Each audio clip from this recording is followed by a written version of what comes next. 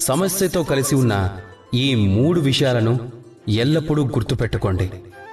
మొదటిది, ఎవరైతే మిమ్మల్ని సమస్యల్లో పడేస్తారో వారిని ఎప్పటికీ మర్చిపోకండి. ఇక భవిష్యత్తులో ఎల్లప్పుడూ వారితో జాగ్రత్తగా ఉండండి. రెండవది, సమస్య వచ్చిన సమయంలో మిమ్మల్ని ఎవరైతే వదిలేస్తారో వారు మీ మిత్రులు కాదు, పరాయి వారు. ఇక భవిష్యత్తులో వారిపై ఎటువంటి ఆశల్ని పెట్టుకోకండి. ఇక మూడవది, ఎవరైతే సమస్య వచ్చిన సమయంలో మీకు తోడుగా ఉన్నారో, మీ మనోబలాన్ని పెంచారో వారు మీ అసలైన మిత్రులు. వారిని ఎప్పటికీ ఎక్కడికి వెళ్ళనివ్వకండి.